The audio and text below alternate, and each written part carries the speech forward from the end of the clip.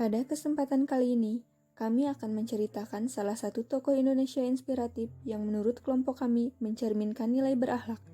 Tokoh tersebut adalah Bapak Baharudin Yusuf Habibie yang lebih dikenal dengan nama B.J. Habibie.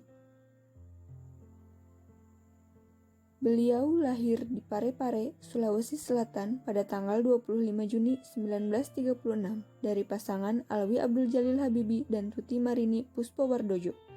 Ayahnya merupakan seorang ahli pertanian dan ibunya seorang dokter spesialis mata. Pada tahun 1962, B.J. Habibie menikah dengan Hasri Ainun Besari yang lebih dikenal dengan Ibu Ainun. B.J. Habibie menjadi Presiden Indonesia yang terbilang sangat singkat, namun beliau mampu membuat reformasi besar-besaran dalam sejarah Indonesia.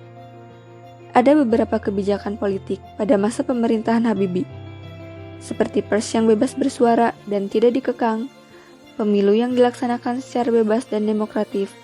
Selain itu, beliau mampu mengatasi krisis ekonomi.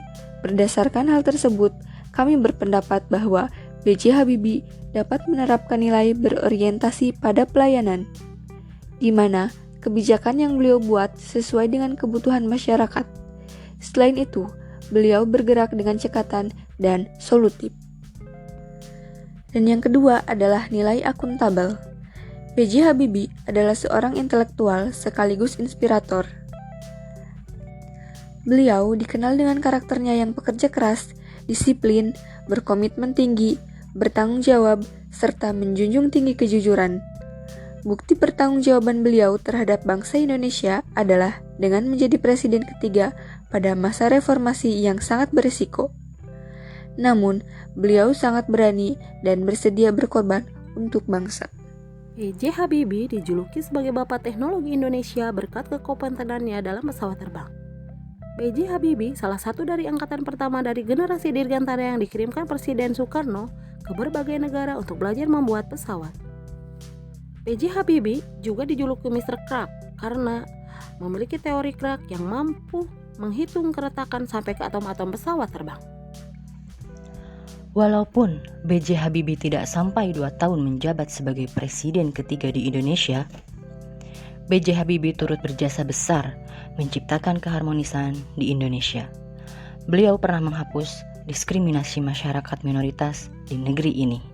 Salah satu kebijakan beliau adalah dengan mengeluarkan Inpres nomor 4 tahun 1999 yang menghapus pemberlakuan surat bukti kewarganegaraan Republik Indonesia berupa SBKRI bagi etnik minoritas di Indonesia.